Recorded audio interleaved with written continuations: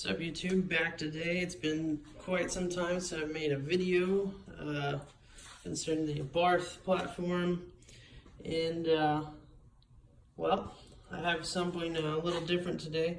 I have been running an E30 mix for quite some time with the turbo. Turbo's holding up quite well. There hasn't been any big differences lately with the car. Everything has been, knock on wood, holding up good. Transmission, hopefully we'll think about getting a newer one soon. Actually, just replacing the whole thing to I heard that 2015 transmission is a little more stronger than the 2013s and 2012, so I might be upgrading to that soon, as well as swapping this engine out and putting a built block. Gonna do pistons, cams,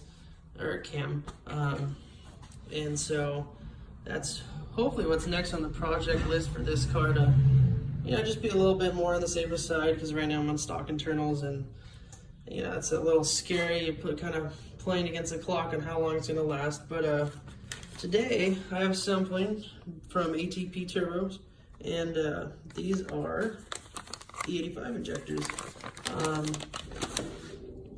There's a couple videos on YouTube, but not too many, explaining how to install the injectors and how they function in the Abarth platform, or at least the 1.4, which would be, I believe the Dodge Dart has the 1.4, the Fiat 500, the more like the vans have the 1.4 in it with the turbo on it, and obviously the Abarth and the turbo, the 500 turbo. But yeah, these are the ATP fuel injectors. Be installing these ones today. Pretty basic looking injectors. To be honest, I don't know the rating of the CCs on these, because ATP doesn't list that. I would assume they'd be at least 550, because you're gonna need because E85 burns about 30% faster, so you're gonna definitely need a bigger injector or a faster pumping injector to be able to handle that. I haven't replaced my fuel pump yet, because I don't know of too many fuel pump options for this car, other than the stock fuel pump, which supposedly these are plug and play.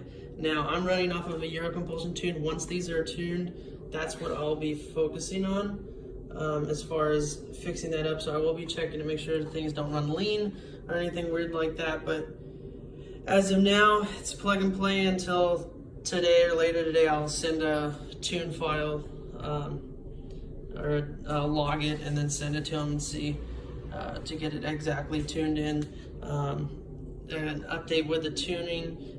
Like I said, I'm with Eurocompulsion, and I'm actually possibly looking for a different tune from a different company, so it's kind of all over the place right now, just because I want something more specific.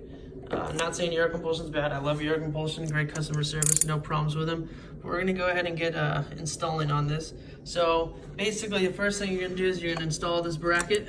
It's a 10mm bolt here, and here's a 3 altogether. The fuel rail is right down here. The edge is a little hot, but the fuel rail is right down here. I don't know if you can see in there, but there's the shiny little rail. Mine's a little dirty. First time taking it out from God knows how long. But it's pretty self-explanatory. I'll leave a description of the instructions on how to do it from ATP, how they suggest it. One big thing that I just personally do is I undo the gas cap. I have no gas in the car currently, so I'll have to prime it and stuff like that. But this is your oil. Oil. Sorry, I've been up all night dealing with other stuff, but this is your gas line, and you want to remove this a little later down the road once you get all the stuff disconnected, because you don't want to get that into any electrical connectors or anything like that. So that gas line is going to be the last thing to remove, and it's literally just a little clip, and that's pretty simple, self-explanatory. Once I pull some of this stuff off, I'll go ahead and show you what's next. But for now, we're just going to start with this bracket and move a couple things out of the way to get this going. But the fuel rail, it's so nice and it's convenient that it's up top, so it's easy just to pull out. No dirty comments on that one. It's easy to take out and just get it going. It should be a couple minute switch with injectors. Just be careful. I've worked on other cars before with fuel injectors, and sometimes the O-rings get damaged, and so that's something to just be careful when you put them in. Just don't crush them too much, or make sure they don't split. In case they do, I know Harbor Freight has an O-ring kit that you might be able to find the size, is you don't want it to leak. The biggest thing is you do not want this to leak, especially with the turbo right here. All you need is a little gas trickling down, and you gotta fire that quick. Anyways, let me get to that, and I'll show you what to do next. All right, so what I did is I removed this clip right here, which is this wire, because it was in the way of the bracket. So move that out of the way. Make sure none of the electrical components are exposed, because you don't want to get gas in there and create a short. So I popped this off, and I was expecting a little more gas to come out, but it didn't. So what I'm going to do now is, there are Torx right here and right there, right behind here. I don't know if you can see it.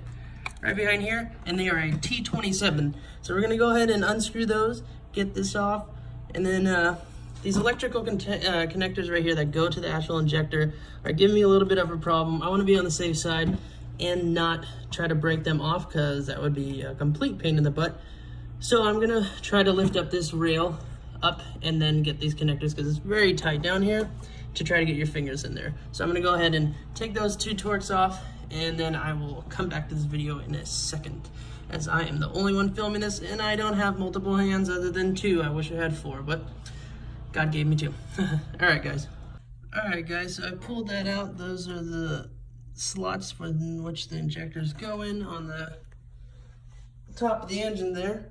And I just want to give you guys a fair warning. Now, I didn't think that there's going to be that much gas in this fuel rail, but even with the car sitting for a little bit, there's still a decent amount of gas. Now, luckily I'm in a garage, but, you know, environmental purposes, try not to spill gas places. I'm going to go ahead and clean this up. But these are the injectors. I'm going to go ahead and clean up this fuel rail on top of that. These are the stock injectors for the car, and I will swap the ATP ones in there, and then we'll go from there. Alright guys, I just want to add this quick in here. See, this is a stock injector right here. You can see it's a little longer, and this is the E85 ATP injector. They do have these little clips you're going to have to pop off. Be very careful popping these off, because if you don't happen to have an auto dismantler near you and you break one of these, you're going to be pretty screwed, because I don't know if you could buy these online, just because some parts are tougher to find. This might actually have to be off of a Fiat. Just be careful with these clips. Be very careful, try not to bend them. So like I said, this is the new injector, old injector for regular octane, 91 octane, and then that's the E85. Alright YouTube, so we got the injectors installed. So we tightened up these bolts back on, we got this bracket back on, and go ahead and plug that wire back in. Got this plugged into the fuel rail, which applies the fuel. Obviously it's a fuel line. And it was a pretty easy job, just something to recommend. The ports are down here. If you have dirt or anything that's gone in here, make sure it doesn't get into where the the injectors go, because you don't want any dirt or debris in the injection port. So go ahead and just make sure there's nothing in here, because sometimes, you know, just over time stuff gets in the engine bay. Just make sure nothing's gunked up in there. You do not want that inside your engine. Other than that, the install is obviously reverse install, so once you get that taken care of, it's super simple. Just place it back in.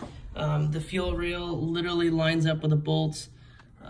Right here, there's a little clip, and it lines right into place. You don't need to add any extra pressure. Just put it in there. After you start the car, make sure there's no leaks. You don't want to drive the car with a leak. So definitely check to see if you see any gas or anything like that spilling out. If it is,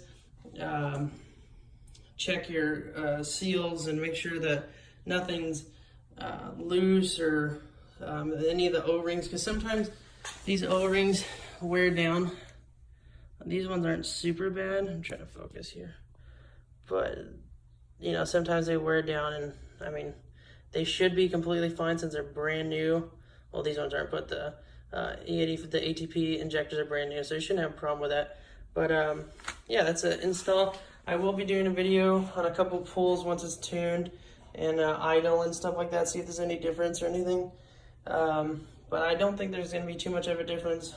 I know there's going to be a difference in gas mileage because I'm not going to have the greatest gas mileage anymore, but that's the cost of running a big turbo and adding some corn to it. So anyways, I know it wasn't the greatest install video, but at least you get the gist of it. Like I said, I'll put the ATP instructions in the video description, or in the description, and there you go.